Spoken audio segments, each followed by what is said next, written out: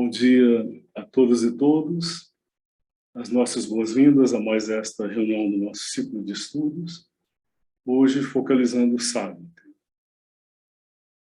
Antes, porém, como temos feito, faremos um exercício preparatório no sentido de afinar nossos instrumentos, o instrumento do corpo físico, o instrumento do corpo vital, o instrumento do corpo mental e, se possível, uma abertura às nossas dimensões psíquicas interiores, um exercício simples de aquietamento e de abertura e receptividade ao som, à música. Então, como sempre temos feito, a sugestão de buscar uma postura física que permita a imobilidade por alguns minutos sem desconforto, se possível a coluna ereta, o abdômen relaxado, o diafragma livre, de modo que as fases de inspirar e expirar aconteçam no tempo dos pulmões, cada uma delas indo até o seu final e deixando que a próxima brote de si e do ritmo e da necessidade dos pulmões. E aí nos abrimos para, mesmo fisicamente, nos deixar envolver, banhar mesmo pela irradiação do som, sempre lembrando que som é energia, energia que se irradia no espaço onde o som acontece e pode nos envolver e tocar mesmo fisicamente.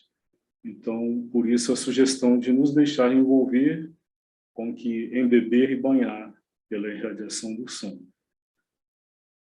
A música escolhida para hoje é uma passagem, um trecho da música do Ano Novo de 1981, de Sunil Bhattacharya, que é justamente o que contém esse trecho que foi escolhido para a abertura do ciclo, com estes 3 Om, e depois a sequência com uma invocação. Sunil sempre colocou nas músicas de Ano Novo, como que no centro da música, uma mensagem da mãe, que ou era recitada por um grupo de pessoas e posteriormente por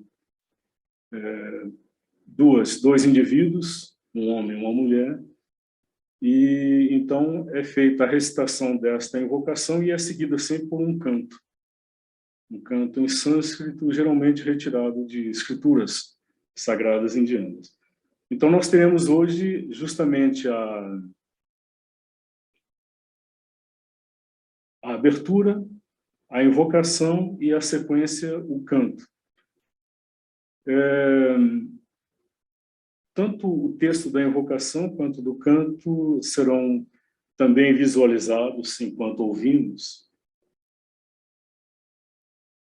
É uma mensagem que, se possível, vamos retomar depois, no final da nossa reunião. Então, vamos ouvir, acolher o som, as palavras.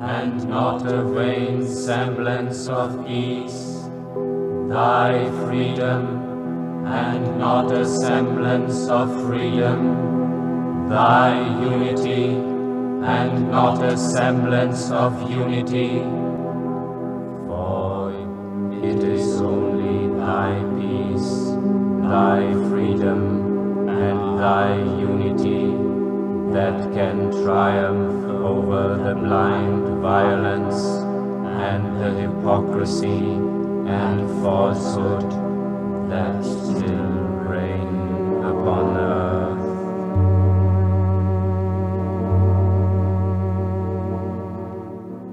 Seigneur, c'est ta paix que nous voulons, pas un simulacre de paix. C'est ta liberté que nous voulons, pas un simulacre de liberté. C'est ton unité que nous voulons, pas un simulacre d'unité. Car seule ta paix, ta liberté, ton unité peuvent triompher de la violence aveugle et du mensonge hypocrite qui règne encore sur la terre. Vedahamitam purusham mahantamadityavarnam tamasah parastat tameva viditva yati mrityumeti nanyah pantha vidyate ayanaya.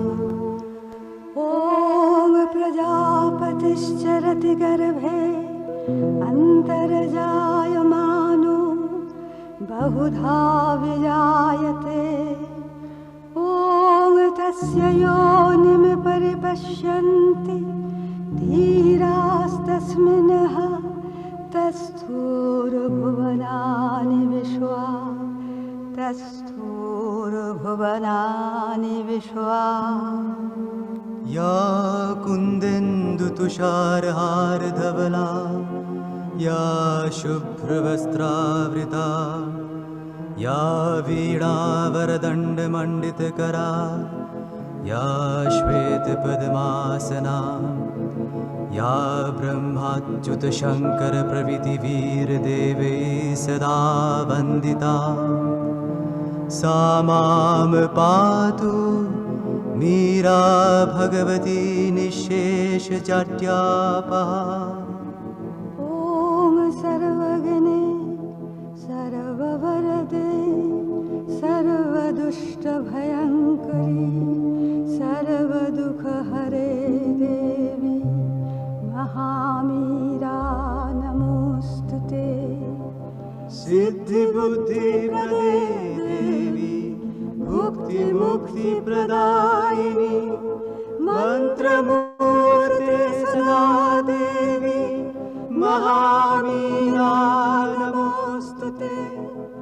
आद्यन्तरहिते देवी आद्यशक्ते महेश्वरी योगदे योगसम्भुते महामीरा नमोऽस्तुते महामीरा नमोऽस्तुते.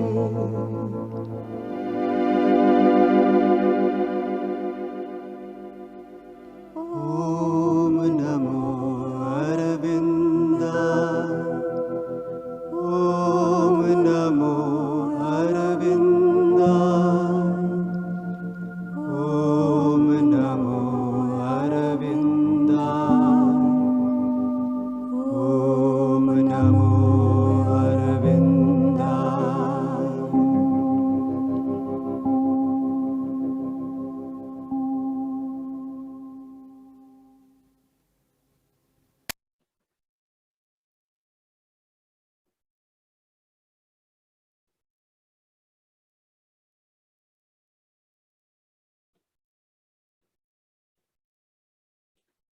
Como disse, nós vamos retomar ao final esta mensagem e aí comentar um pouco, desdobrar um pouco, inclusive no contexto desta mensagem.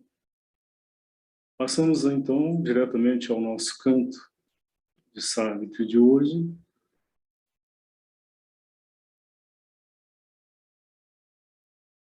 Damos sequência, então, ao livro 3, o livro da Mãe Divina, o seu quarto e último canto, chamado A Visão e a Dádiva. Este canto, que é como que a culminância de toda a trajetória até aqui, inclusive do livro 2, que é aquele livro extenso, onde Ashwapati faz a travessia dos múltiplos campos, dimensões, das múltiplas dimensões da manifestação do Espírito na criação universal. E ele chega, finalmente, diante do próprio aspecto criador do ser divino, que na tradição indiana, da espiritualidade indiana, reconhecem, e isto é sancionado pela visão, a experiência de Sri Aurobindo, como um aspecto feminino, por isso, a Mãe Divina.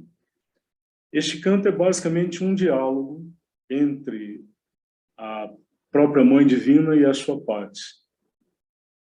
Então, nós vamos não focalizá-lo na íntegra, que seria impossível, pelo menos numa única reunião, mas alguns pontos que merecem destaque hoje, deste canto.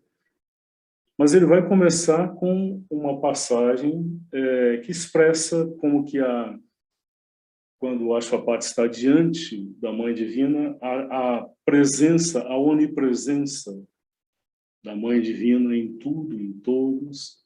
E aí tem essa passagem da música de Sunil, começa justamente com um canto em sânscrito, que é um canto de saudação, de louvor e saudação à Mãe Divina.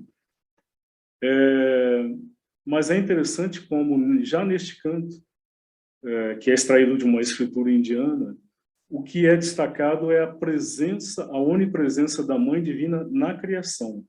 Então, não é um louvor a ela em si, mas a sua presença, a sua onipresença em tudo, sob diferentes aspectos. Então, ela vai ser saudada como aquela expressão e irradiação do próprio Vishnu, que é o ser divino no seu aspecto aquele que cria e sustenta e mantém a criação. Ela é como que uma irradiação disso. Depois, ela é saudada como a consciência em todos os seres. Depois, como a inteligência em todos os seres, como a sombra em todos os seres, como a força em todos os seres e como a mãe em todos os seres. Então, já aqui, o reconhecimento de que é ela quem cria, é ela quem se manifesta na criação e é ela quem está presente em todos os aspectos da manifestação.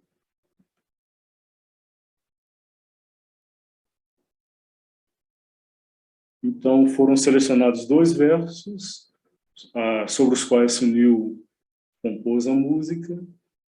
Com pureza de chama, em trama etérea, uma face poderosa apareceu e lábios foram movidos por palavras imortais.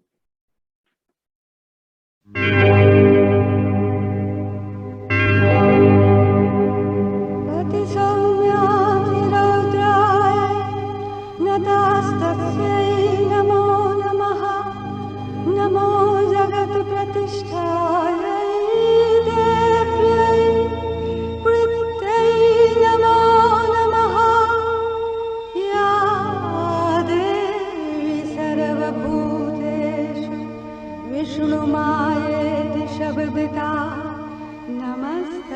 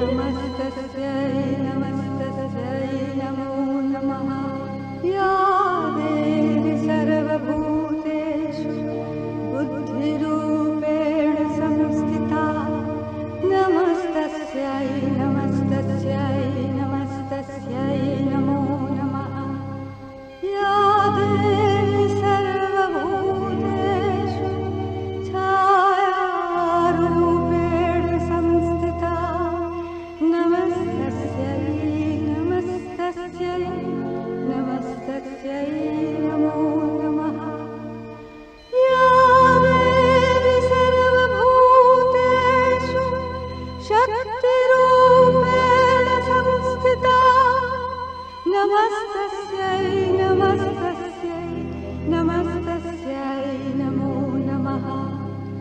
Ya Devi sarvabhuteshu matrirupena samstita. Namastasyai, namastasyai, namastasyai, namo namaha.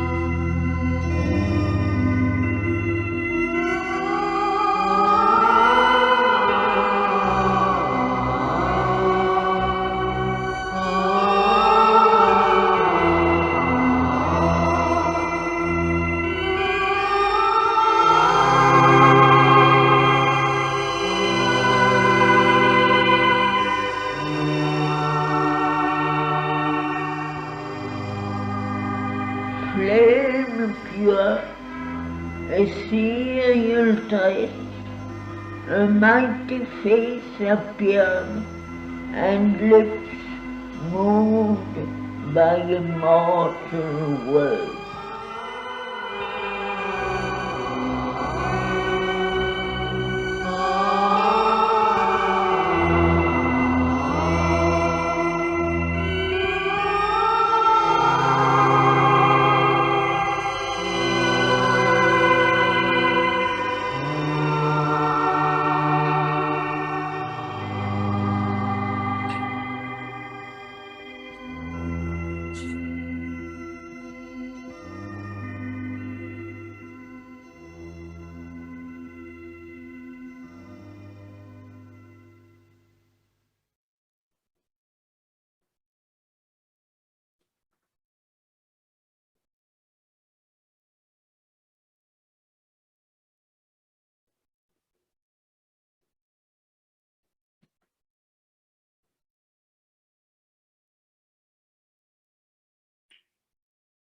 Nós teremos na sequência uma parte deste diálogo entre a Mãe Divina e a Shvapati. Aqui fica o convite a um exercício, de certa forma exigente, porque nós ouviremos uma passagem mais extensa do poema, mas esse exercício de abrir-se e ouvir, sem a preocupação de compreender cada imagem, cada metáfora que é utilizada, que é colocada, mas tentando ouvir, captar, simplesmente, na confiança de que o que foi ouvido dentro vai como que se desdobrar, vai como que germinar como uma semente na terra.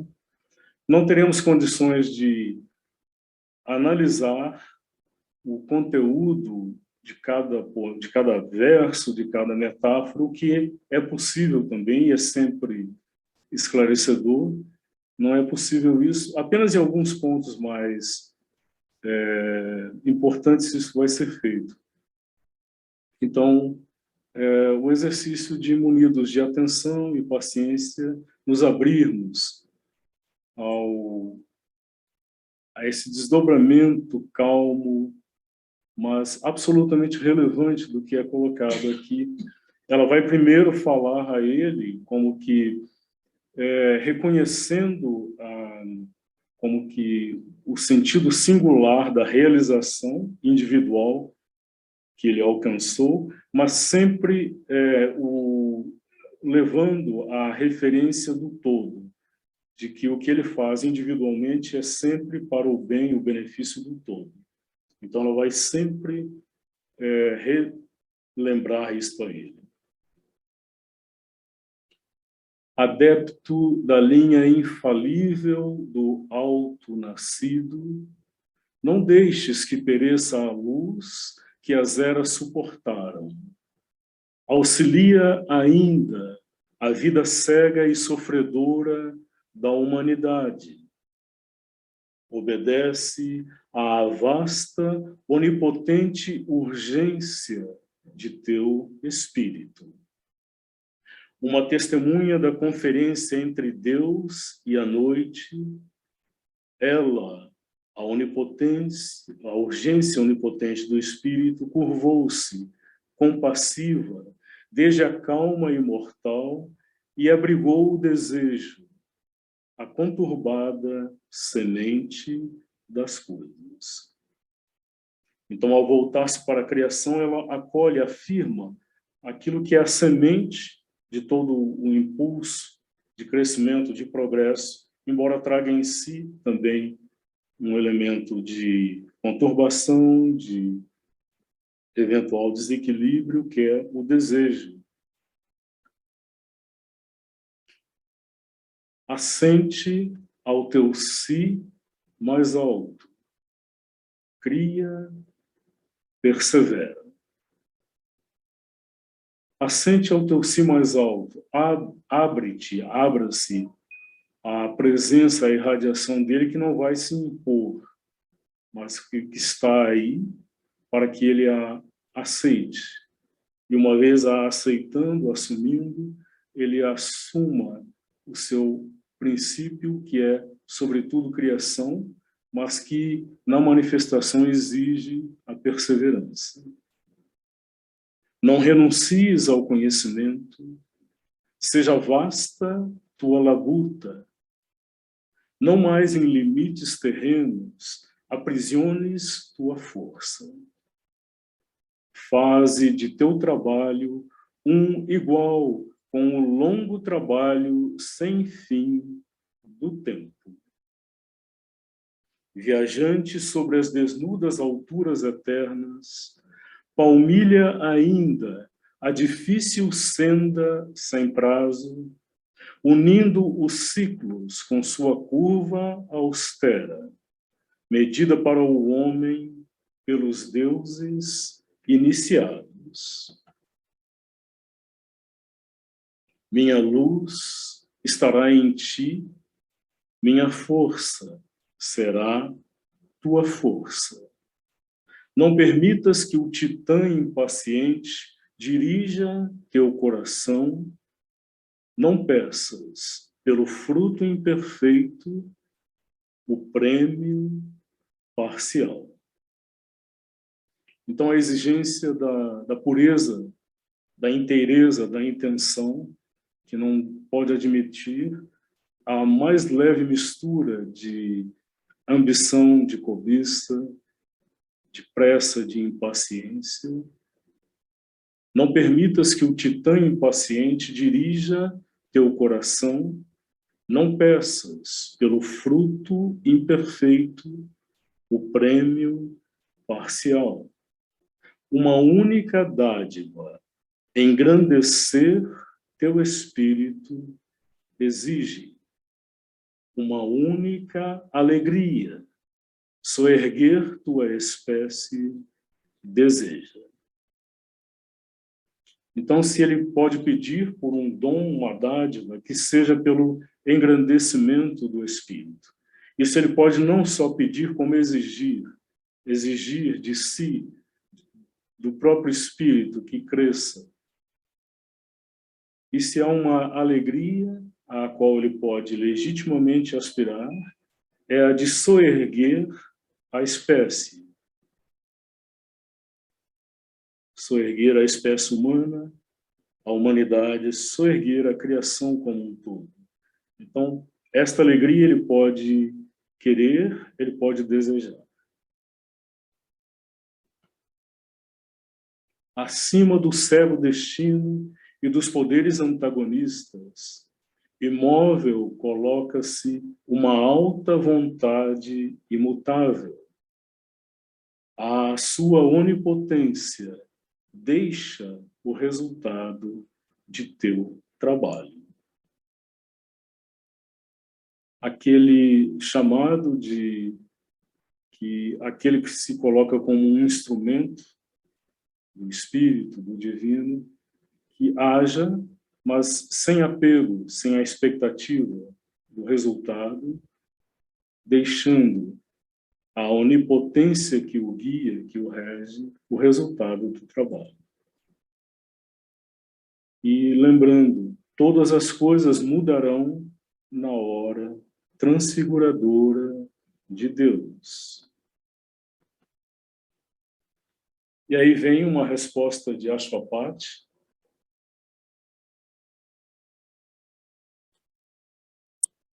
Como irei quedar-me contente com os dias mortais e a obtusa medida das coisas terrestres, eu, que vi por detrás da máscara cósmica a glória e a beleza de tua face. Então, diante dele é colocado o dilema que provavelmente é colocado diante daqueles que viram a realidade por detrás da aparência e que viram por detrás da aparência esta presença da própria Mãe Divina, que contemplaram a face, como agora renunciar ao estar sempre diante desta face, desta contemplação, e voltar de novo à medida das coisas comuns terrestres. Ele prossegue: dura é a sina a qual atas os teus filhos. Por quanto tempo irão nossos espíritos batalhar com a noite e sofrer a derrota e o brutal jugo da morte?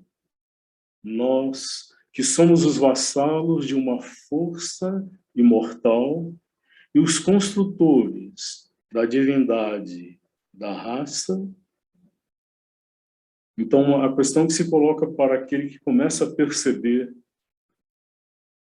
a realizar o que está por detrás deste jogo, por que a sujeição aparentemente imutável à morte? Ele que sabe da existência e de que por detrás de tudo há esta força imortal.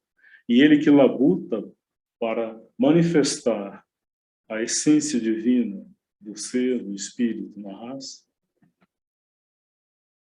Ou, se a teu trabalho pertenço, em meio ao erro e ao desperdício da vida humana, na vaga luz da mente semiconsciente do homem, porque não irrompe algum distante clarão de ti? Então, por longo tempo, aquele que busca esta realização terá que fazer uma travessia baseada na fé. Ele não terá ainda nenhum vislumbre direto desta realidade. Os séculos e os milênios sempre passam. Onde, na cinzenta névoa, está teu raio vindouro, onde o trovejar das asas de tua vitória, ouvimos somente os pés de deuses passageiros. Então vemos como ele se coloca na posição do ser humano em busca, como ele dá voz às grandes questões, às grandes dúvidas daquele que começa a despertar para esta realidade espiritual, mas que está ainda inteiramente submerso pelos limites e cadeias desta realidade exterior.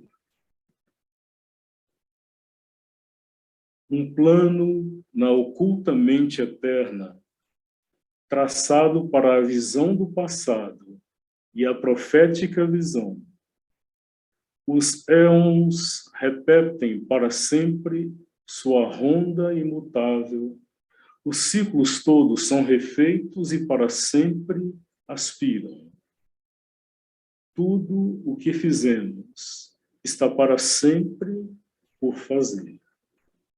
Tudo se desfaz e tudo se renova e é a mesma coisa.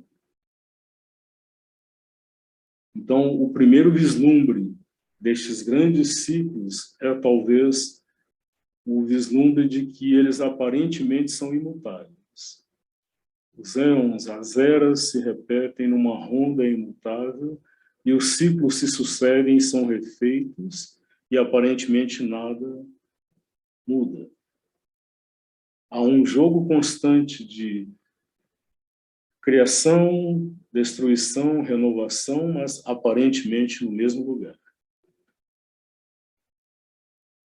Vastas revoluções do giro infrutífero da vida, as eras recém-nascidas perecem, como as antigas, como se o triste enigma mantivesse seu direito, até que se cumpra tudo aquilo para que o cenário foi feito.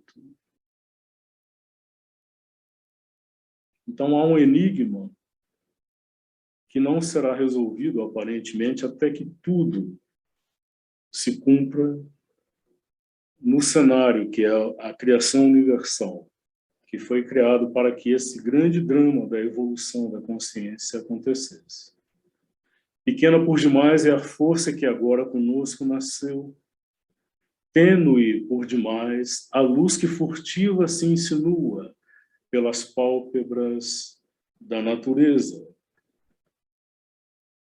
Escassa por demais a alegria com que ela adquire nossa dor, num mundo bruto que não conhece seu próprio sentido, torturados pelo pensamento sobre a roda do nascimento, vivemos, os instrumentos de um impulso que não é o nosso próprio, movidos a conquistar, com o sangue de nosso coração por preço, semi-conhecimentos, semi-criações que rápido cansam.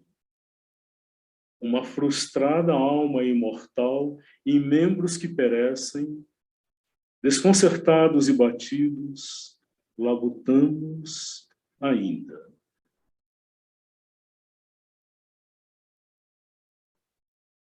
Então, o ganho, a recompensa aparente deste esforço tremendo é pequeno para a grandeza do esforço que é exigido. E o ganho são semi-conhecimentos, semi-criações, que rápido se desvanecem e cansam.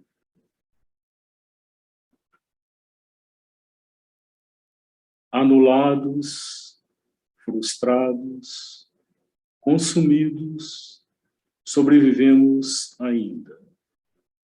Em angústia, labutamos para que de nós possa erguer-se um homem de mais vasta visão, mais nobre coração, um vaso dourado da verdade encarnada, o executor da tentativa divina, equipado para trajar o corpo terreno de Deus, comunicante e profeta e amante e rei.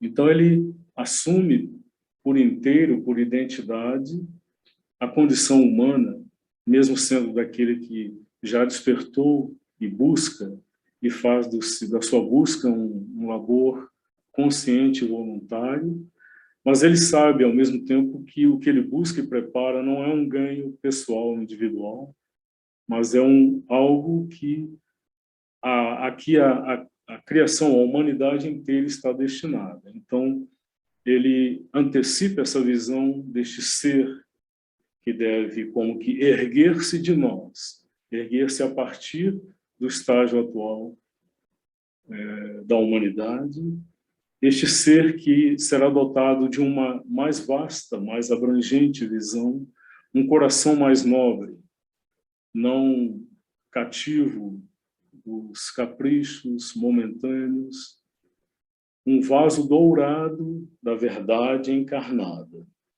Então, um vaso, um recipiente, aquele que será capaz de como que acolher a própria verdade quando ela se encarna num instrumento humano, ele que será o executor da tentativa divina, ele que levará o processo da manifestação progressiva da consciência a partir da inconsciência, da sua própria negação, a um estágio mais realizado. Ele que será equipado para trajar o corpo terreno de Deus. Então, aquela visão de Sri Aurobindo de que, numa medida, o próprio ser divino deverá como que assumir a condição humana, assumir um corpo, mas será um ser com um instrumental de consciência que o torne apto a como que trajar este corpo terreno de Deus, que certamente será um corpo transformado em relação ao nosso corpo atual, para que possa manifestar algo dessa presença ele então se tornará um comunicante, aquele que é um intermediário, aquele que comunica algo desta presença, dessa verdade, um profeta que antecipa realizações e possibilidades futuras, um amante, aquele que se volta para a criação e derrama sobre ela o sentido da unidade, do amor que une e reúne, e um rei, aquele que, por direito, será um regente, porque ele conhece e sabe e ama.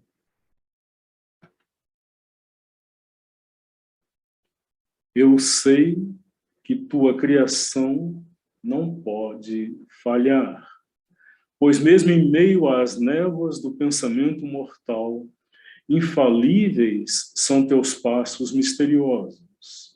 E embora a necessidade vista ao traje do acaso, oculta nas cegas mudanças do destino, ela preserva a lenta, calma, lógica do passo do infinito e a sequência inviolada de sua vontade. Esta é uma daquelas passagens que, sendo soberanas do ponto de vista da poesia, ela traz também um sentido muito preciso da experiência e da visão que Sri Aurobindo veicula através da poesia. Então, ela é também uma expressão de uma percepção, também de uma percepção, uma visão filosófica sobre a criação. Então, ele, embora tenha manifestado antes aquela condição, aquele questionamento, a perplexidade mesmo daquele que sabe o quanto a criação é limitada, mas ele lança o olhar adiante e, pela lógica dessa criação, ele vê que ela não pode falhar, ela não está destinada a falhar, ela está destinada a se cumprir plenamente pela própria lógica do que está inerente a ela. Pois mesmo em meio às névoas do pensamento mortal, infalíveis são teus passos misteriosos. Então, aquele que vê, ele pode ver que, mesmo em meio às névoas, às dúvidas, aos questionamentos do pensamento, há um caminhar cuja lógica, cujo sentido e propósito são infalíveis. E embora a necessidade vista ao traje do acaso, então, para a nossa percepção parcial das coisas, essa urgência interior, esta lei que ele chama a necessidade, para nós ela aparece com a roupagem do acaso. Então as coisas acontecem, não sabemos por quê nem para quê, mas por trás da aparência do acaso há uma lei, há um propósito, uma necessidade, que oculta nas cegas mudanças do destino, ela preserva a lenta, calma, lógica do passo do infinito e a sequência inviolada de sua vontade.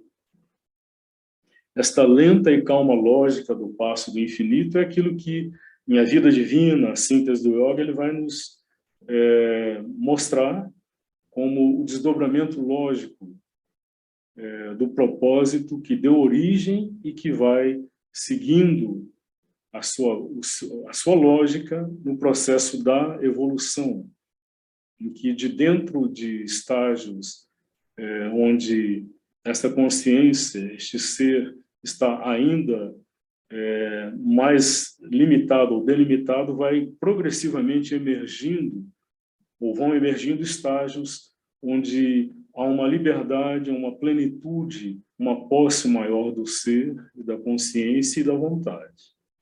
Então, ele identifica aí que há uma sequência que, além dos aparentes erros, desvios, há uma vontade que se manifesta aí numa sequência que é inviolada, ou seja, ela segue o seu sentido, o seu propósito, de forma como que inevitável mesmo. A vida inteira é fixada numa escala ascendente e diamantina é a lei em evolução. No começo é preparado o fecho. Este estranho e irracional produto da lama, este compromisso entre a besta e Deus, não é a coroa de teu mundo miraculoso. Então ele vê e reconhece esta escala ascendente da evolução, e há uma lei diamantina, aquela lei absolutamente transparente, absolutamente como que clara e definida no seu propósito. E uma expressão desta lei é o fato de que no começo é preparado o fecho. Ele aqui retoma aquela imagem da semente, a semente que já contém em si toda a potencialidade de desenvolvimento da árvore. Então, se ele nos disse que houve uma involução do espírito com toda a sua potencialidade para dentro do inconsciente, então é ele que está lá com toda a sua potencialidade, e é ele, então, que vai evoluir e no final, manifestar a plenitude desta potencialidade. Por isso ele diz, no começo é preparado o fecho. Aquilo que evoluiu será aquilo que, no final, vai se revelar na evolução, na manifestação, no cumprimento final. E aí a percepção clara de que este estranho e irracional produto da lama, o ser humano, este compromisso entre a besta, os estágios infrarracionais, e Deus, o divino, os estágios suprarracionais, ele não é a coroa deste mundo miraculoso. Este processo desta evolução, nessa escalada ascendente, não termina no estágio humano.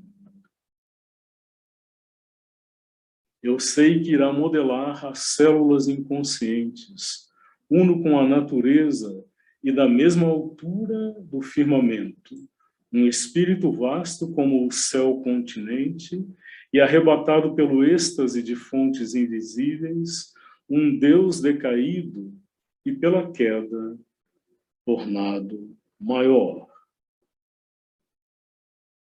De minha cela de sono, um poder ergueu-se. Então ele reconhece que aquilo que modela a criação a partir já das células inconscientes e o tempo todo em unidade com a natureza, sem perder, no entanto, a sua estatura, que é medida pela altura do firmamento, é um espírito que é vasto como o céu continente, ele que, arrebatado pelo êxtase de fontes invisíveis, esta imagem pungente, belíssima, é um Deus decaído.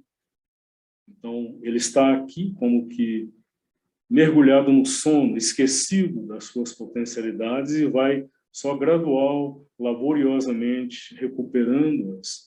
Mas esta própria queda o torna maior. Então, a percepção dele de que da cela de sono, então esse adormecimento, esse esquecimento encerrado numa célula, daí de dentro ergueu-se um poder. Abandonando o lento manquejar das horas e o inconstante pestanejar do olhar mortal, lá onde em luz demasiada dorme o pensador e intolerante flameja o solitário olho, todo testemunha, ouvindo a palavra do destino desde o coração do silêncio, no momento sem fim da eternidade, desde o ser sem tempo, ele contemplou as obras do tempo. Então, este poder despertou para a sua própria realidade, a sua própria identidade, e ele pode agora olhar, embora ainda como que aqui mergulhado, imerso, identificado com esta limitação, ele pode olhá-la do alto. Ele pode olhar para esse desdobramento do tempo desde uma dimensão que está além do tempo. Ultrapassadas foram as fórmulas de chumbo da mente, subjugado o obstáculo do espaço mortal. A imagem em desdobramento mostrou as coisas por vir. Uma colossal dança de Shiva despedaçou o passado. Então, quando ele nos falou lá atrás dos atributos deste ser que desperta e que se ergue, ele nos falou do profeta. Então, quando este poder despertou nele a visão, a antevisão. Então, ele pôde ver adiante, como que um passo adiante deste grande processo em desdobramento. E ele vê que antes da realização virá um momento que ele vai descrever como esta colossal dança de Shiva. Aqui nós temos uma passagem da música de Sunil, então vamos ouvi-la para depois então retomar a narrativa.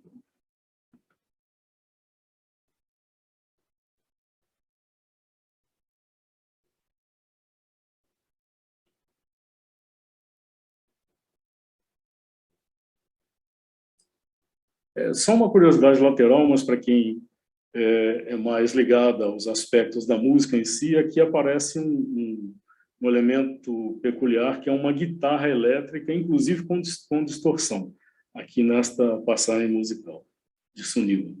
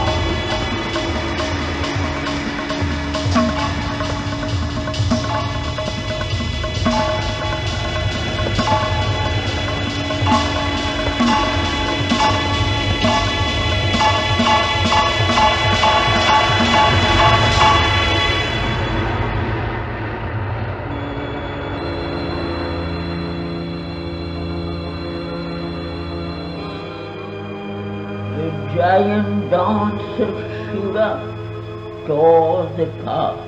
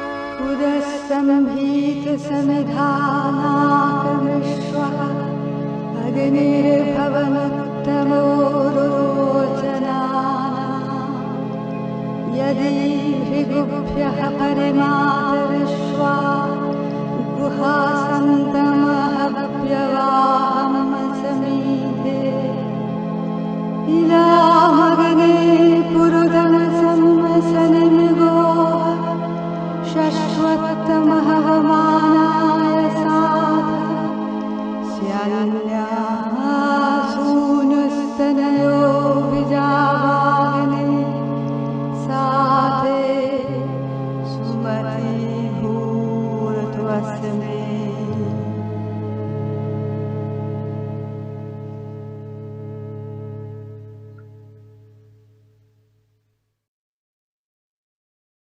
Uma invocação ao fogo do Rig Veda, o fogo que é o princípio criador, que impulsiona, que gera, impulsiona e sustenta a criação.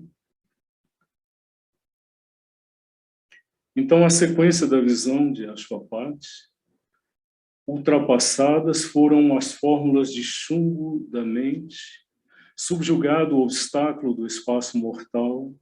A imagem em desdobramento mostrou as coisas por vir. Uma colossal dança de Shiva despedaçou o passado. Houve um estrondo como de mundos que caem. A terra foi devastada pelo fogo e o rugir da morte, clamando por matar um mundo que sua fome erigira. Então, não sabemos aqui se é uma metáfora poética ou se uma antecipação profética de que antes da consumação do processo da manifestação plena terrestre, haverá um momento de grande destruição para a renovação. Houve um clangor das asas da destruição.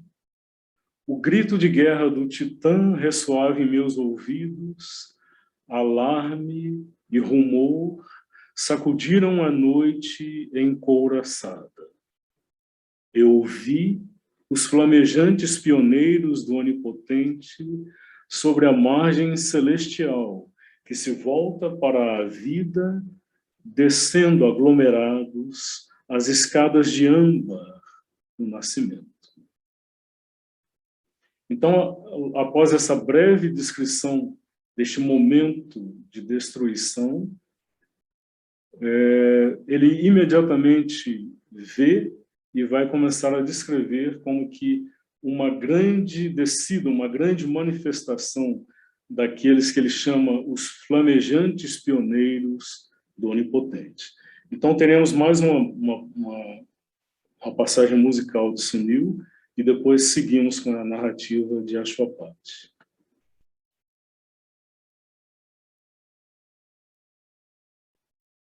Eu vi os flamejantes pioneiros do Onipotente sobre a margem celestial que se volta para a vida, descendo aglomerados as escadas de âmbar do nascimento, precursores de uma multidão divina.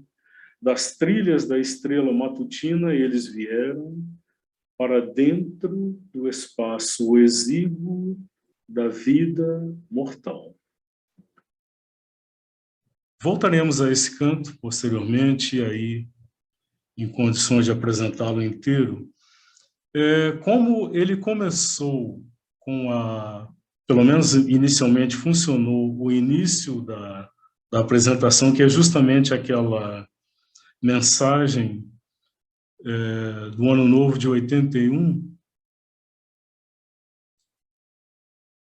eu gostaria de retomar e comentar com vocês para, pelo menos, essa parte, chegarmos a uma conclusão hoje.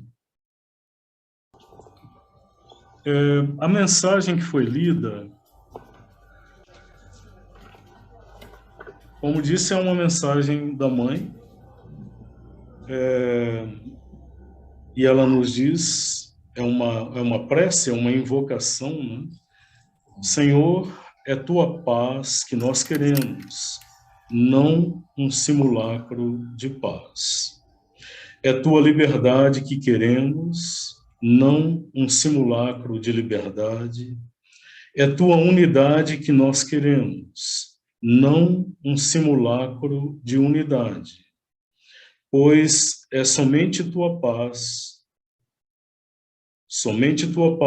tua liberdade e tua unidade podem triunfar sobre a violência cega e a falsidade hipócrita que reinam ainda sobre a terra.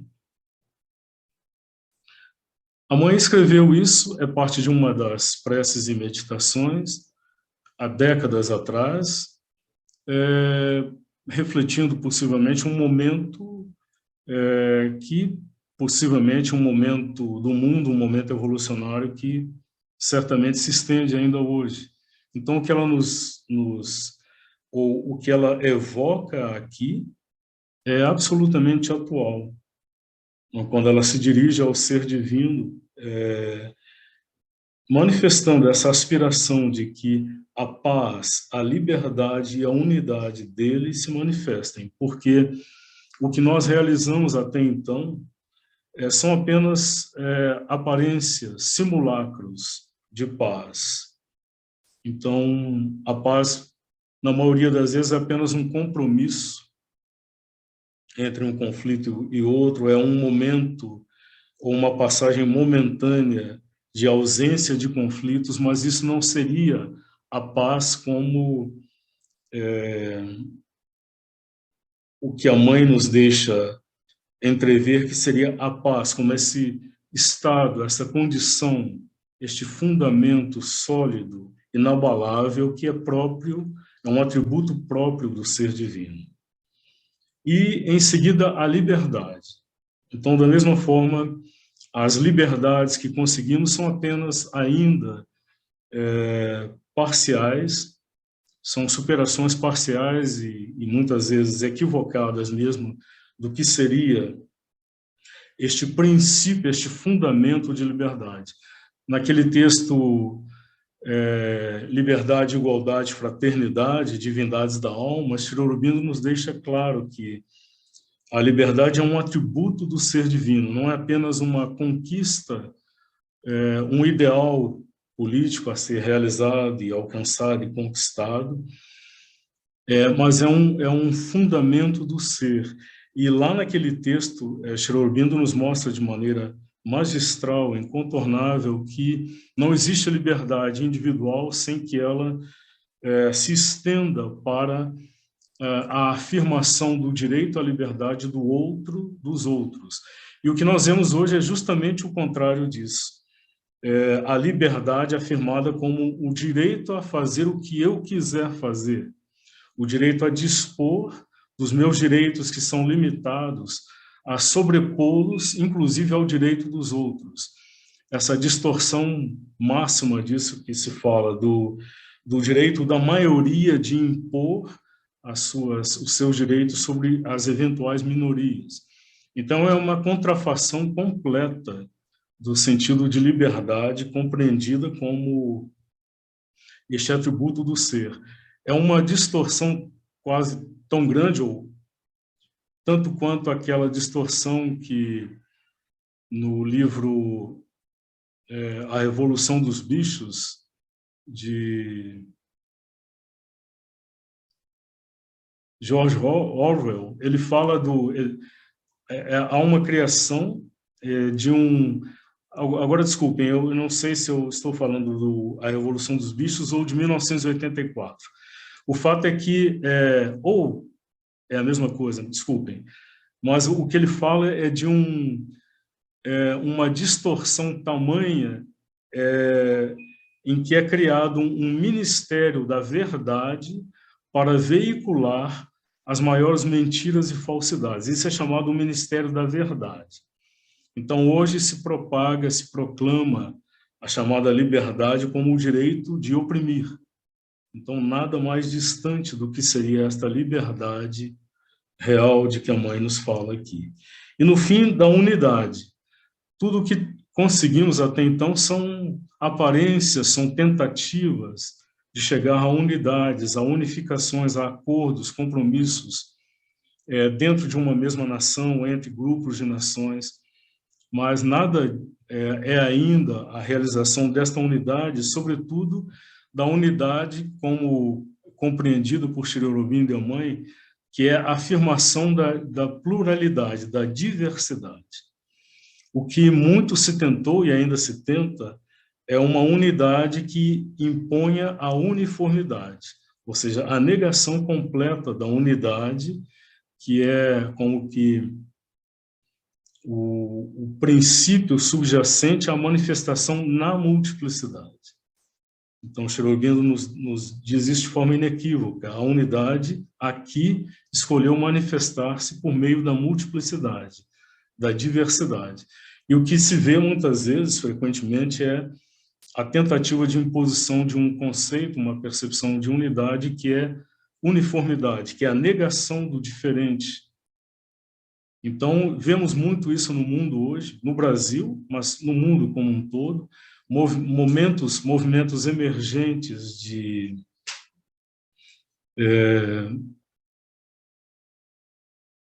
que se autodenominam conservadores, mas que, na verdade, são reacionários, ou seja, reagem contra toda e qualquer tentativa de implantação de movimentos de avanço, de progresso.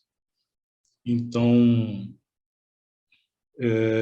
são movimentos reacionários. Nesse sentido, são contrários mesmo a todo o movimento de progresso, de evolução. Então, vemos isso, esses movimentos como que ganhando força. Um pouco é a expressão daquilo que Sri Aurobindo nos alertou, quando ele diz que quando um movimento de consciência está como que próximo de deixar de ter validade, digamos, existencial na evolução, ele adquire como que um impulso máximo de vida para depois, então, eventualmente fenecer. Então, é o que temos visto. No momento em que, aparentemente, estaríamos prontos para um passo adiante como humanidade, ou para muitos passos adiante, ressurgem com força multiplicada movimentos de reação a esses movimentos de progresso. Então, eu acho que é muito nesse sentido que vem a mensagem desse texto, por isso ele é atual, e ela nos diz que somente a paz, a liberdade e a unidade podem triunfar sobre a violência cega. Então, nós temos visto movimentos de violência como que legitimada, oficializada, nem mais como que disfarçada sob justificativas legais, mas é a violência legitimada, como que numa contrafação a um movimento de evolução onde aparentemente a humanidade já estaria superando essas expressões de agressividade infra-humana, animal mesmo, e como que de braços dados a falsidade, a hipocrisia, que como que emergem também com uma força, um alento, e aí ainda providos de instrumentos de disseminação, que são absolutamente inauditos e que tornam isso como que desafios para que prevaleça finalmente a verdade. Então, não se trata apenas de questões, digamos assim, do momento político partidário do Brasil ou do mundo, mas trata-se de questões que dizem respeito ao próprio momento evolucionário. Então, isso é absolutamente, particularmente premente nesse momento do mundo, e não deixa de ser, naturalmente, no Brasil, que não está separado e que, de certa forma, como que também dá espaço e expressão para esses movimentos reacionários. Aqui já não falo mais em nome da casa, falo em meu nome pessoal, porque a casa, como instituição, ela está interditada de posicionamentos políticos, partidários, sectários, mas é um momento em que nós, como pessoas, indivíduos, não podemos deixar de nos colocar de uma forma clara e inequívoca. Então, eu queria mencionar dois vídeos que viralizaram, felizmente viralizaram num bom sentido, e que nos falam sobre o desafio desse momento no país. Um deles é do pastor Ed René Kivitz. Eu acredito que a maioria de vocês já tenha visto, mas é possível encontrá-lo no YouTube, em que ele nos fala sobre o que está em jogo nesse momento, que são, na verdade, não questões programáticas, político-partidárias, mas questões civilizacionais. Então, lá ele vai como que enumerando os valores civilizacionais que estariam em jogo nesse momento. Um outro vídeo também, da mesma importância, que também igualmente viralizou, é um vídeo do Noam Chomsky, que é um pensador político de destaque no mundo, é uma referência, particularmente para os movimentos progressistas, e há um vídeo dele que também viralizou, numa certa medida, em que ele fala do desafio que os próximos 2 meses representam para a humanidade. E ele mesmo diz, pode parecer exagero, pode parecer loucura, mas o que está em jogo nos próximos 2 meses, e aí ele situa no Brasil, é a questão do próprio ambiente, é a questão da sobrevivência da Amazônia. E a sobrevivência da Amazônia terá impacto e reflexo no mundo como um todo. Por isso ele nos diz, o que acontecerá no Brasil nos próximos 2 meses terá reflexo no mundo como um todo, para a humanidade como um todo. Então, nesse sentido, acho oportuno trazer essa mensagem, né, de afirmação no texto da mãe, da busca de encontrar os fundamentos destes anseios que são da humanidade e que no momento se torna absolutamente premente e agudo. E ela como que nos dá o exemplo quando ela chama por isso, ela invoca que esses atributos do ser divino se manifestem. Nesse sentido também, é interessante lembrar que ouvimos aqui numa das leituras sobre o ciclo humano, Sri Aurobindo nos fala sobre a alma da nação. Então ele nos diz, não é que a nação tenha uma alma, a realidade é que cada nação é uma alma. Então ela não tem uma alma, ela é a expressão, digamos assim, crescente, ainda imperfeita, mas progressiva expressão de um princípio espiritual que ele chama mesmo a alma da nação. Então, nesse sentido, e com base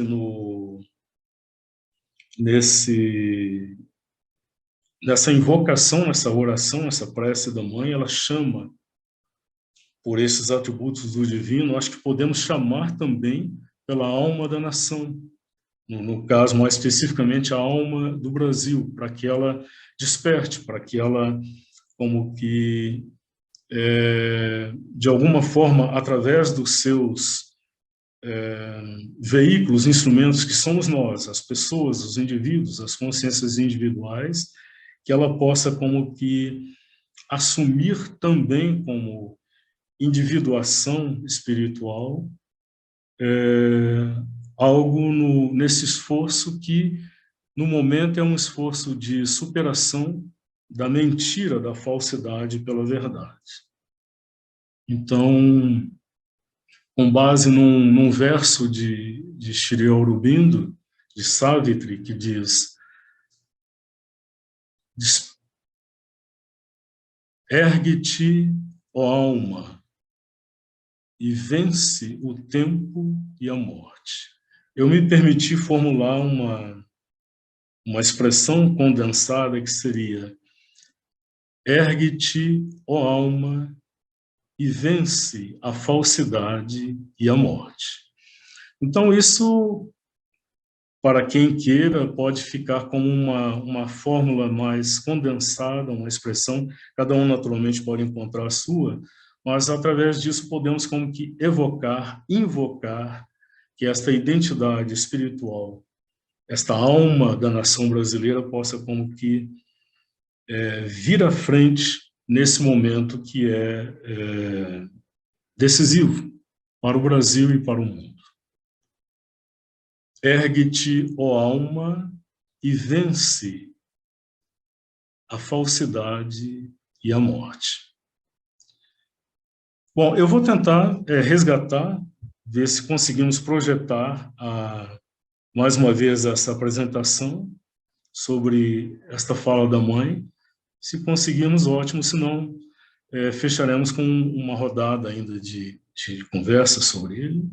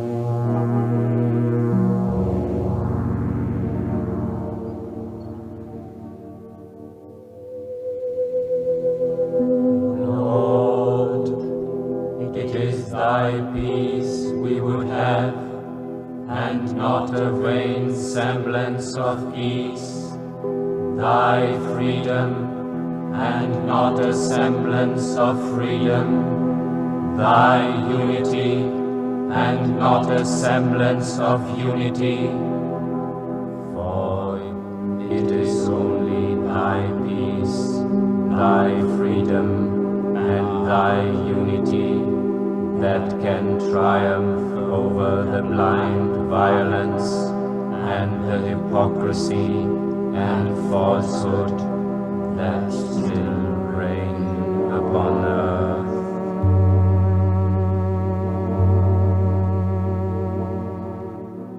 Seigneur, c'est ta paix que nous voulons, pas un simulacre de paix, c'est ta liberté que nous voulons, pas un simulacre de liberté.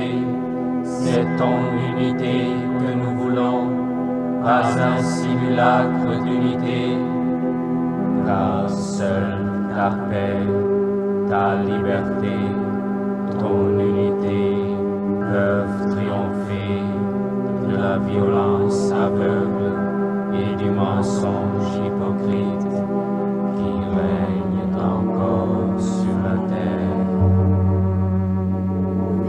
वेदाहमेतं पुरुषं महान्तमादित्यवर्णं तमसः परस्तात् तमेव विदित्वा यतिमृत्युमेति नान्यः पन्था विद्यते अयनाय।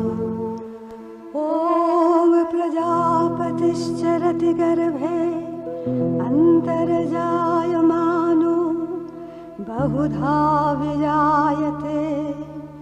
ॐ तस्य योनिं परिपश्यन्ति धीरास्तस्मिन्नः तस्थूर्भुवनानि विश्वा तस्थूर्भुवनानि विश्वा। या कुन्देन्दुतुषारहारधवला या शुभ्रवस्त्रावृता या वीणावरदण्डमण्डितकरा या श्वेतपद्मासना या ब्रह्माच्युतशङ्करप्रभृतिवीरदेवै सदा वन्दिता सा मां पातु मीरा भगवती निःशेषजाड्यापहा। सर्वगणे सर्ववरदे सर्वदुष्टभयङ्करी सर्वदुःखहरे देवी महामीरा नमोऽस्तुते। सिद्धिबुद्धिप्रदे देवी भुक्ति मुक्ति प्रदायिनी मंत्रमूर्ते सदा देवी महामीरा नमोस्तुते आद्यन्तरहिते देवी आद्यशक्ते महेश्वरी योगदे योगसम्भुते महामीरा नमोस्तुते महामीरा नमोस्तुते।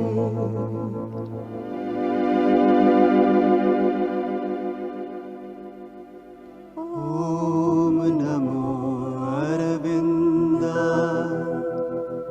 ॐ नमो अरविन्दाय ॐ नमो अरविन्दाय ॐ नमो अरविन्दाय।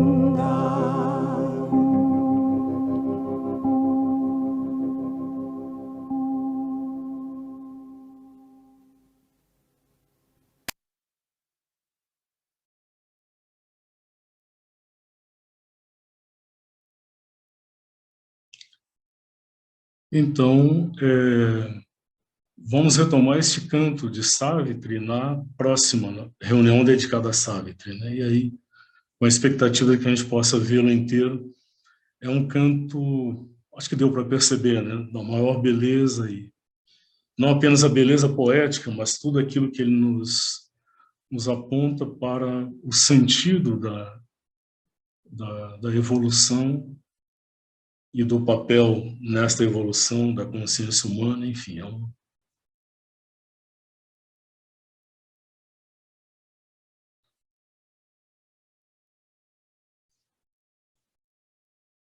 Então, mais uma vez, pedindo desculpas aí pelos problemas, agradecendo a paciência. Nós temos ainda alguns minutos, caso alguém queira compartilhar alguma percepção, acho que podemos ainda conversar um pouquinho.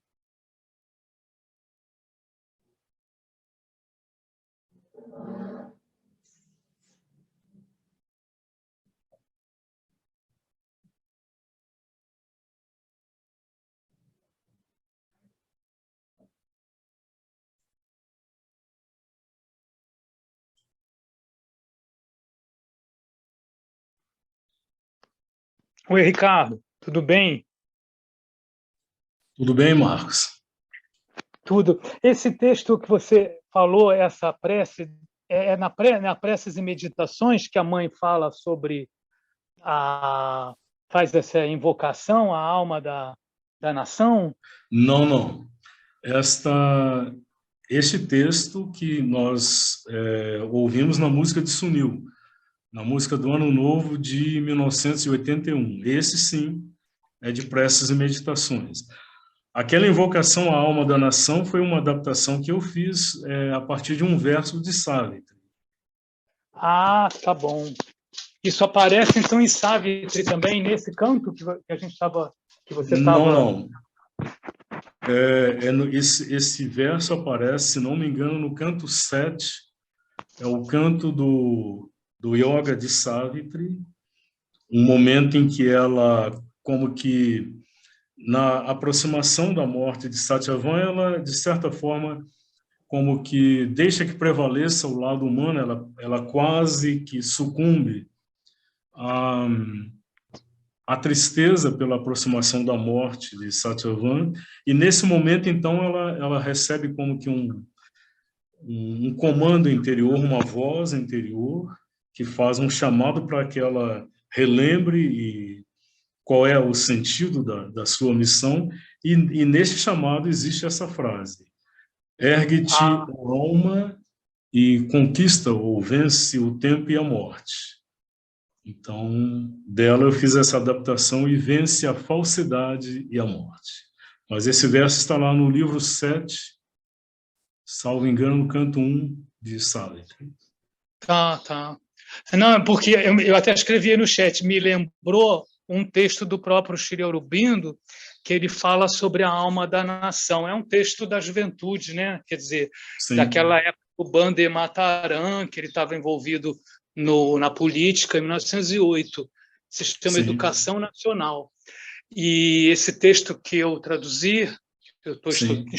estudando por causa da pedagogia, ele fala sobre apesar da diversidade geográfica, cultural, religiosa da Índia, dos seus povos, de suas castas, ele vai falar que existe uma alma da nação que precisa ser chamada, que precisa acordar, né? Sim. É bem interessante. Aí, quando você Sim. falou, eu lembrei desse texto aí, que eu acho ótimo a gente fazer essa invocação aqui para o Brasil. Sim. De certa forma, todo o trabalho dele, né, no ativismo pela emancipação da Índia foi baseado nessa percepção, né, de que há uma dimensão espiritual que tem que poder se cumprir e se manifestar em plenitude e liberdade. Do contrário, a vida da nação não se cumpre, né? E tem essa passagem no Ciclo Humano, que nós ouvimos aqui numa das reuniões passadas, em que ele nos diz, não é... Aí ele, eu não sei citar textualmente, eu vou tentar recuperar essa passagem, mas ele nos diz, mais do que a alma ter uma nação, ele diz, ela é a alma, desculpe, a nação ter uma alma, ele diz, a nação é uma alma. Quer dizer, essa identidade que nós reconhecemos como uma nação, mais do que um conjunto de tradições culturais, sociais, enfim, mais do que esse patrimônio comum que a nação acumula, ele nos aponta para essa dimensão, né? Existe uma dimensão do espírito, da alma, espiritual, né? Que se configura como a individualidade da nação também, né? Muito, muito interessante. Sim.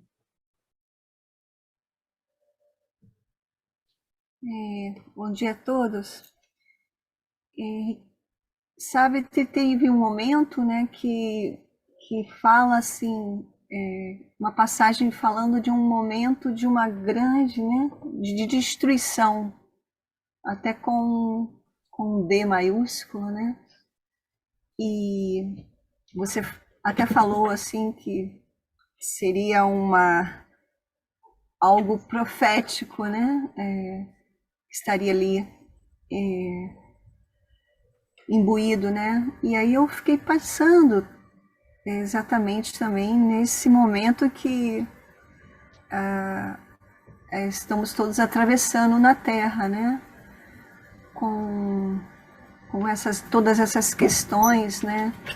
Ligadas à destruição também da natureza, com esse erupção assim, força que a direita também, a direita assim, mais, né, ultradireita, né, com movimentos nacionalistas, movimentos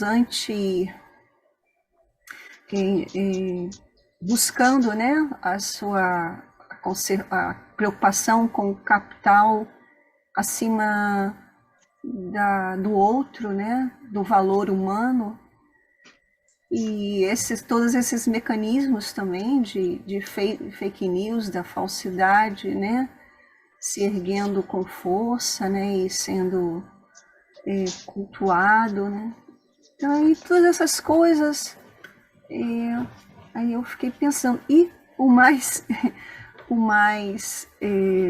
grave, né, a própria questão do senhor Putin, né, ameaçando, em relação a essa questão da guerra na Ucrânia, ameaçando o uso, né, da bomba atômica, né. Então,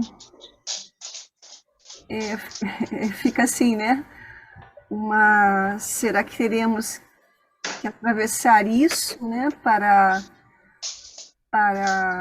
ou seja, atravessar essa destruição para que uma outra coisa surja, né?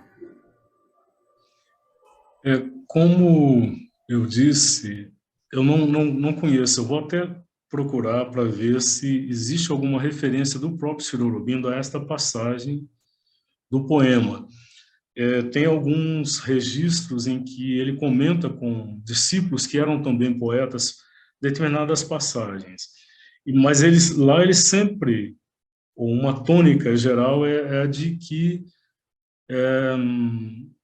não existe propriamente a metáfora pela metáfora, a imagem pela imagem, pela beleza da imagem, mas é uma questão que fica em aberto, como eu disse, não sabemos se isso é uma metáfora, provavelmente não é, é uma visão, mas também não sabemos a que momento, se é uma visão que antecipa um momento da Terra, não sabemos a que momento especificamente essa visão estaria se dirigindo, porque é importante lembrar também que o Sri Aurobindo deixou o corpo em 1950, ou seja, no período da Segunda Guerra Mundial, ele estava, foi talvez esse período dessa última década de vida, talvez tenha sido o momento em que ele mais intensamente se dedicou à escrita de Savitri. Então, aqueles acontecimentos naquele momento podem ter tido um impacto, ou pode ser que o momento que ele identificou fosse aquele momento, não sabemos. Porque foi um momento em que houve, inclusive, a explosão de 2 bombas atômicas, né? Agora, o que ele deixa claro, né, nessa passagem é que, depois desse momento como que apocalíptico, né, dessa destruição que se estende numa escala planetária pela forma como é descrito, aí vem imediatamente este grande influxo, essa grande descida, né, que nós vamos, quando retomarmos esse campo, nós vamos ver como é maravilhosa a descrição que ele faz disso, porque é como se ele descrevesse uma armada de luz que desce, mas não são soldados assim uniformes, no sentido são todos idênticos uns aos outros, mas aí existe também essa afirmação da diversidade, porque cada um deles tem como que uma missão, tem uma função dentro dessa descida, dessa manifestação, né? Isso nós vamos ver depois. Mas não dá para saber a que momento Sri Aurobindo se refere com essa antecipação dessa visão, né? Caso eu encontre alguma referência deles sobre essa passagem especificamente, eu trago aqui na próxima reunião.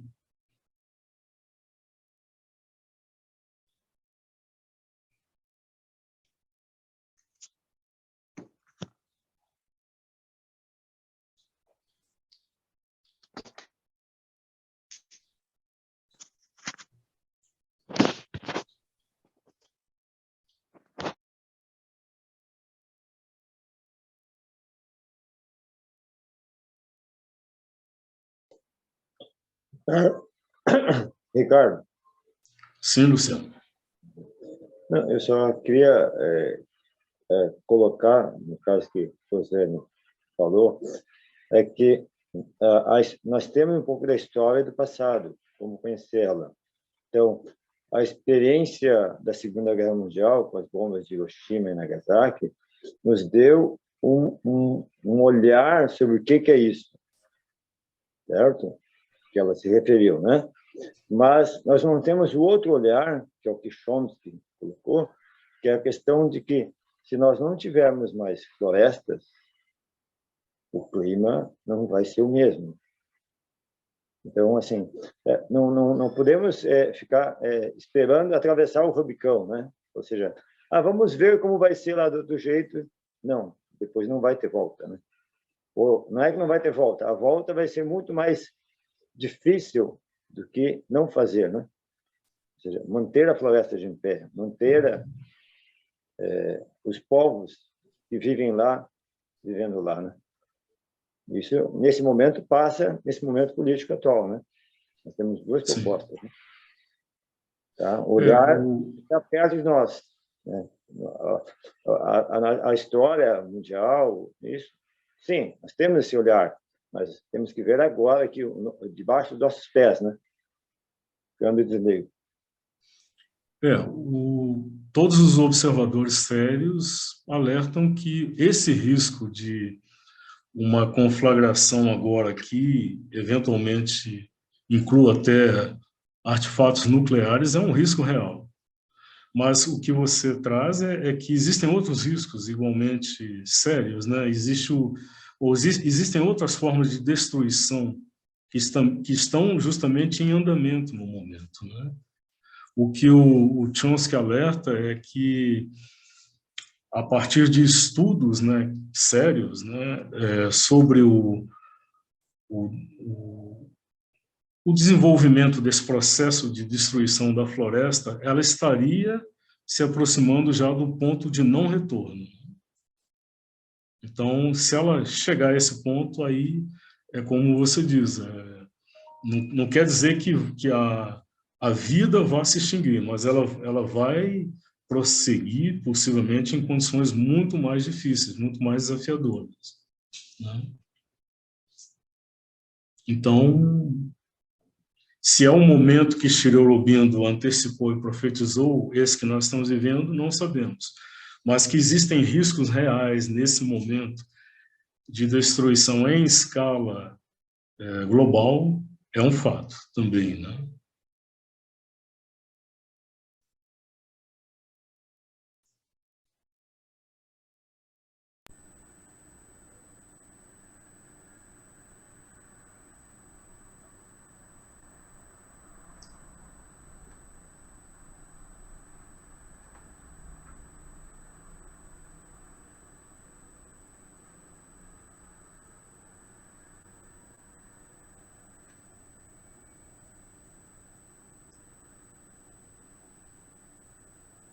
Não só destruição, mas uma profunda desigualdade social.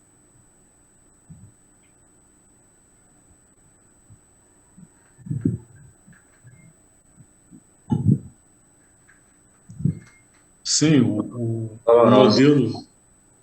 Sim? Sim, Ricardo. O modelo predominante, né, ele não trabalha no sentido de um equilíbrio, né, uma equalização dessas disparidades. Ao contrário, né, a tendência dele é acentuá-las, né? Então, por isso alguns apontam que é um sistema que, em si, de certa forma, é um sistema suicida. Porque se ele é levado às suas últimas consequências, se as premissas dele continuam sendo afirmadas, ele vai levar a humanidade a um beco sem saída, né? Uma escolha entre prosseguir com esse modelo e, eventualmente, caminhar para uma autodestruição ou tentar encontrar alternativas, né? Esta é a lógica do próprio modelo vigente, né? A lógica dele pressupõe não só a solução, a harmonização, o equilíbrio dessas disparidades, mas, ao contrário, ele se alimenta da disparidade, né? Isso nós vimos no mundo, né, durante a pandemia, quando aumentou imensamente a pobreza para largas faixas da humanidade e alguns, poucos, tiveram a sua riqueza multiplicada, né? Não se constrói, não se ergue um monte sem se fazer um buraco. Palavras da mãe, quer dizer, talvez não exatamente essas, né, mas o sentido, né? Não se ergue um monte sem se fazer um buraco.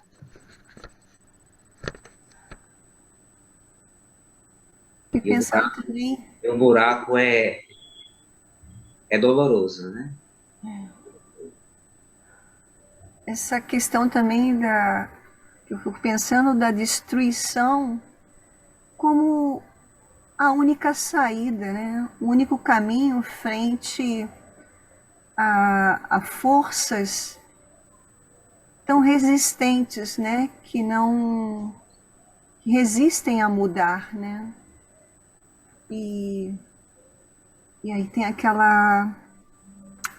aquele pensamento de Shri Aurobindo, frase que fala: mesmo se tudo ruísse, eu veria através das ruínas a nova criação. Então, como se esse processo fosse também, né, o único caminho para destruir também essas próprias forças, né, que elas acabariam também se autodestruindo, né? Não sei. É verdade, nossa, porque são forças muito poderosas, né? São as forças do capital, né? Que geram todo esse sistema de desigualdade social, de injustiças, de exploração, e como o Ricardo falou, concentradas nas mãos de uma minoria, né? E o que a massa da população, cada vez mais empobrecida e manipulada, pode fazer é muito pouco diante dessas forças, né? Talvez só mesmo uma hecatombe, né? Desculpa, eu completei assim porque você me fez pensar assim nisso. Desculpe, colegas, mas eu vou ter que discordar disso. Aí eu vou ter que pegar um outro termo de estilo Bindo. Se a mão de Deus me empurra para cima e a mão de Deus me empurra para baixo, eu estarei com a mão para cima. Não é nesses termos, né? Ok? Não é zerando o placar do jogo que vai mudar o time do futebol, né? É mudando as regras do jogo que o futebol vai ser melhor. Não sei se eu consigo me explicar. Mudando as regras do jogo, mas você acha possível que na situação, porque a gente vê a extrema-direita ganhando terreno, não só aqui no Brasil, mas até lá na Índia, né? Que está lá o BJP, que é um partido de extrema-direita, já está há um certo tempo, né? E a destruição que eles estão fazendo, o ataque às universidades, à ciência, à cultura, é idêntica, assim. Não, mais coisa. Não é ingenuidade dizendo que isso se resolve de um dia para o outro, mas eu estou dizendo, tá? Mas não é. Mas ter no nosso horizonte que isso é possível. Um novo mundo é possível, como diria no Fórum Social Mundial, né? Sim. Você ter essa utopia lá na frente. Não estou dizendo que ela vai se realizar hoje, mas se você não tem mais essa utopia, bom, aí pega a sua viola, põe no saco e vai fazendo o quê? O que eu estou me dando conta é que tanto em Savitri quanto nessa outra passagem que a Rosane citou, está dito que haverá mesmo uma destruição, uma hecatombe, né? A gente não sabe quando e tal, e que haverá uma reconstrução, vamos dizer assim, através da intervenção de forças da luz, né? Entende? Marcos, desculpe. Deixa-me... Vale, Ricardo. É só lembrar uma fala da mãe. Ela fala que tudo depende da humanidade, de que maneira esse processo vai se desdobrar, esse progresso virá. Quer dizer, parece claro, né? É como a visão profética que ele antecipa em Savitri, ou naquele aforismo, é a de que virá um momento de realização. A questão é essa passagem, essa travessia até ele, e tem uma fala da mãe que ela diz: tudo depende da humanidade, se a lição da catástrofe será ou não necessária. Ah, tá. Né? Então depende, há um campo de escolhas aí, a ser feito pela humanidade. Ela pode escolher um caminho em que a catástrofe se torne um meio profilático, né? Um meio de traumático, mas que possibilite que essa mudança aconteça. Mas não que necessariamente tenha que ser dessa forma. Depende, se a humanidade, ela fala, se consentir em se espiritualizar, a catástrofe não será necessária. Então, existem certos mecanismos assim regulatórios, né, que às vezes fazem com que se chegue o mais perto possível da catástrofe, acontece alguma coisa e ela é revertida. Uhum. Então, até por um princípio, digamos assim, de manutenção de sobrevivência, isso acaba acontecendo, né? Embora em alguns momentos, entrem numa lógica de escalada da violência pela violência. Então, Ricardo, pegando o gancho no que você falou e que a Rosane acabou de falar, sobre a ameaça do Putin de jogar, na verdade, mini bombas nucleares, né? Não é uma bomba no tamanho de Hiroshima, mas são mini bombas nucleares. E a reação do Ocidente ameaçando, não diretamente, a entrar no jogo. A proposta dele de convocar 300 mil reservistas para aumentar uma invasão na Ucrânia. E agora se vê na Folha de São Paulo de hoje as outras forças que começaram a aparecer, ele já se diz satisfeito com o que ele conquistou e já está disposto a não aumentar a ofensiva. Por quê? Por causa da reação justamente de outras forças que apareceram e que fizeram ele mudar um pouco de opinião dentro da própria Rússia. Quer dizer, outras forças internas, os reservistas, os possíveis reservistas fugindo da Rússia. Eu vi uma notícia hoje ainda de um atentado contra voluntários, pessoas voluntárias que queriam ir lutar na Ucrânia, um atentado que matou 11, quer dizer, dentro da própria Rússia. Não se sabe ainda, não foi divulgado se é alguém de fora que entrou lá ou se é uma reação interna. Mas existe esse jogo de forças, quer dizer, não é uma única força que está aqui, tem as forças contrárias. Daí a importância dessa questão de chamar a alma da nação. A gente não sabe o que é bom para o país, a gente acha que é aquilo que a gente acha, mas a gente não sabe. Eu queria ler aqui um trechinho curto do primeiro parágrafo da introdução da síntese, que é muito famoso, tá? Mas que eu acho que tem a ver com esse momento. Ele fala assim: estamos em uma época cheia das dores do parto, em que todas as formas de pensamento e de atividade que possuam algum forte poder de utilidade ou alguma virtude secreta de persistência enfrentam uma prova suprema e têm oportunidade de renascer.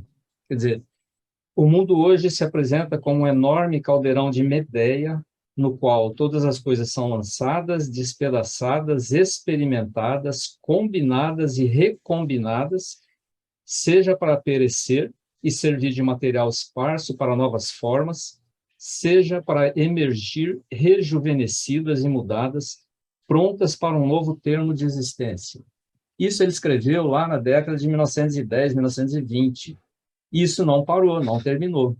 Como é atual, que tudo né? indica, não vai terminar. Seja o que for que aconteça agora, dia 30, essa emersão de novas ideias, coisas absurdas como terra plana. Como você pode imaginar que alguém acredite hoje que a Terra é plana? Mas surgiu, está aí, existem correntes que falam isso, né? E é uma ideia que voltou, mas que, na minha opinião, daqui a pouco ela naufraga de novo.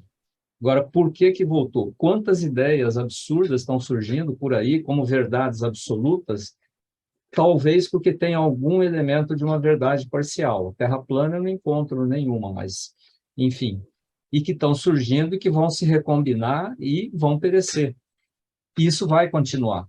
A importância dessa aspiração, como você propôs, essa mentalização, não sei como, para que realmente desça uma força, como o Sri Aurobindo propôs lá na Índia, naquela época, que desça e traga luz para esse país, para esse planeta como um todo, afinal, né? A gente não está isolado no mundo, a gente está aqui com um problema que vem da guerra na Ucrânia, sobe o preço de tudo, enfim, desestabiliza tudo. Mas, resumindo a questão, a gente tem que estar preparado para que todo tipo de ideia, por mais doida e maluca que seja, ela pode aparecer ainda. Esse processo não vai terminar o mês que vem, nem o ano que vem. Ele está aqui acontecendo, segundo o Sri Aurobindo, desde o início do século passado. Quanta coisa maluca aí que surgiu, desapareceu e deixou alguma coisa, né? resumindo, acho que é importante mesmo a gente trazer essa aspiração de um pouco de energia luminosa, um pouco de consciência para todos nós, como nação e como mundo mesmo, né?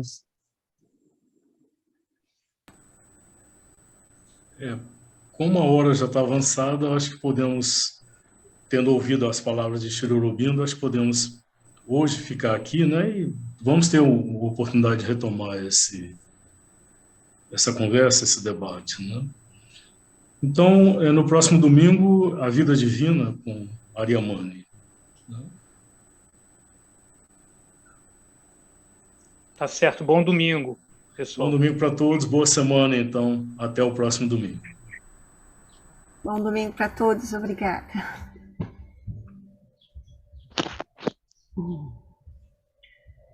Tchau, Alcione.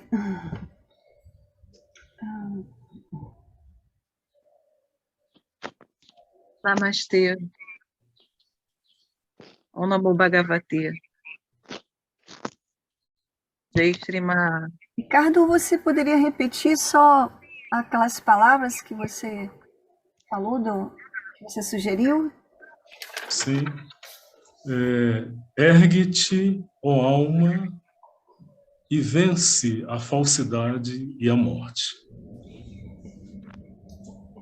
Então, alguns de nós vão fazer uma concentração de alguns minutos, às 10 da noite, fica com possibilidade quem queira se unir a isso, ou a qualquer momento do dia, né? Fica como sugestão e possibilidade.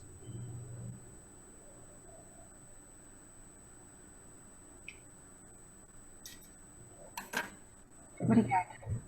Gratidão, Ricardo. Bom domingo para todos. Igualmente.